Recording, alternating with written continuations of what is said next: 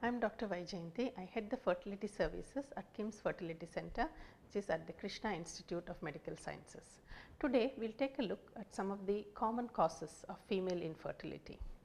The commonest cause of female infertility is due to ovulatory disturbances.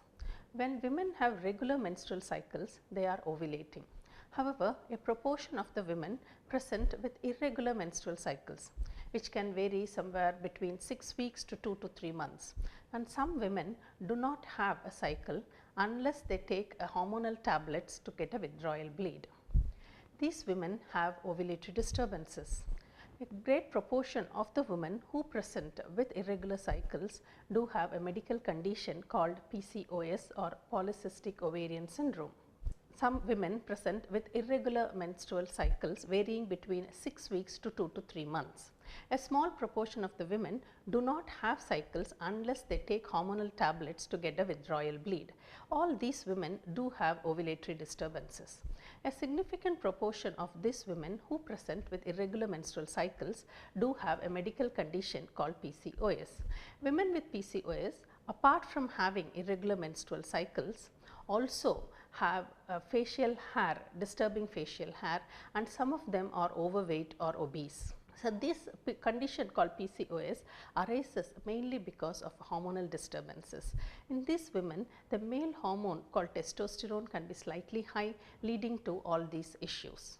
When women with PCOS present for treatment, the first step in the treatment, particularly if they are overweight or obese, would be to lose weight, following which they will be started on what is called ovulation induction treatment.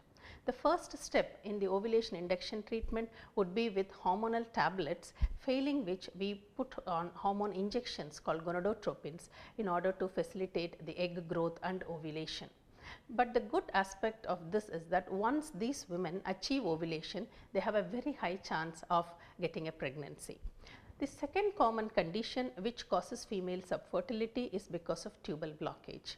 The fallopian tube has got the most important role of picking the egg from the ovary, and in the distal part of the tube, it mixes with the sperm to make the embryo. The embryo then reaches the womb and there it starts growing. So, whenever there is a blockage in the fallopian tube, the female fertility is impaired. So, how are we going to diagnose this tubal blockage? This is mainly done by either by an X-ray test called HSG or hysterosalpingogram. In this test, we put dye from down below and then we check on the X-ray to see if the dye comes through the tubes, which indicates that the tubes are working. The second way of checking these tubes is by a laparoscopy or a keyhole surgery. Here again we put the dye from down below and we can see if the tubes are working at the time of surgery, and if at all there are any mild tubal problems, we will be able to correct it at the same time as we do this laparoscopy. So, why does this tubal blockage occur? It is mainly because of infections and also because of a condition called genital tuberculosis in India, which is quite common. So, when women with tubal blockage present for treatment, if it is a mild tubal problem, we suggest tubal surgery through laparoscopy.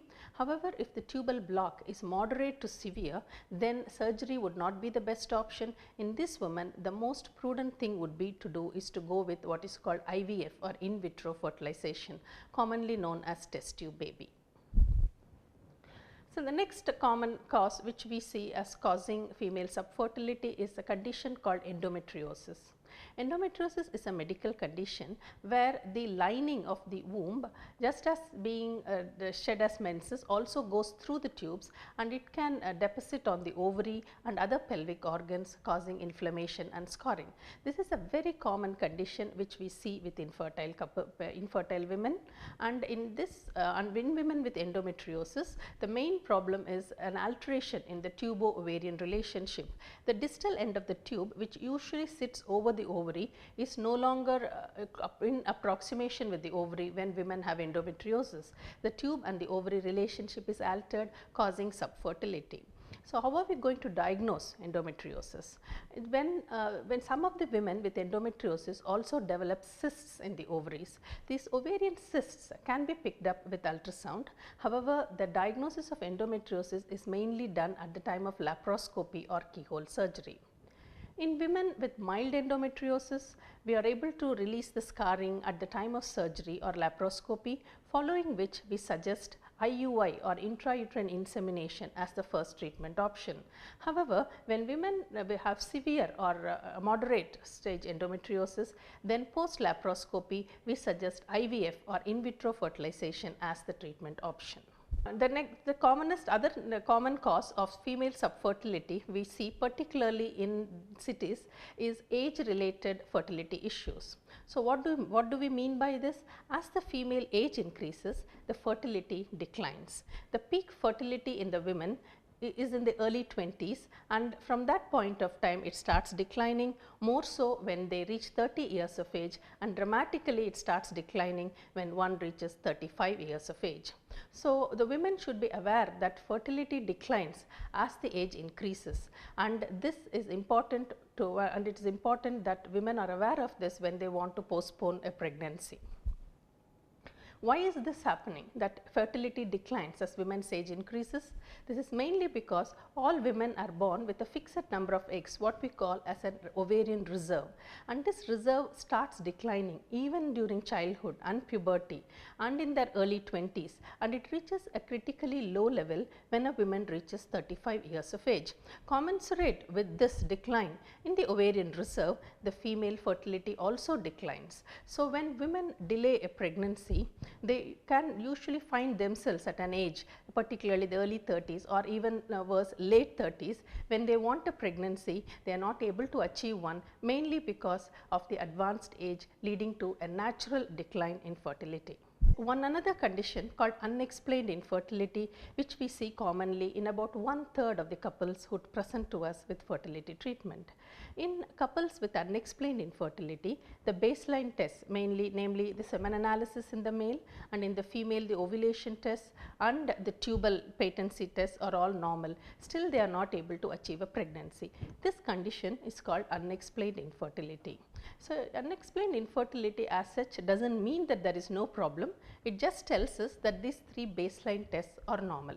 So, in these women, then what is the reason that these couples are not able to achieve a pregnancy? This could be because of subtle defects. For instance, the women's egg reserve is not good, or in some couples the egg and the sperm is not mixing properly to create an embryo, and in some other couples the implantation or there is a process of the embryo attaching is not happening properly. These are some of the causes which can cause or lead to unexplained infertility. Coming to the treatment options of couples with unexplained infertility, the first line treatment option we suggest is a procedure called IUI, which stands for intrauterine insemination, failing which we suggest the second line step, which is IVF or in vitro fertilization. So, today we have seen some of the causes of female infertility and the treatment options if faced with these problems.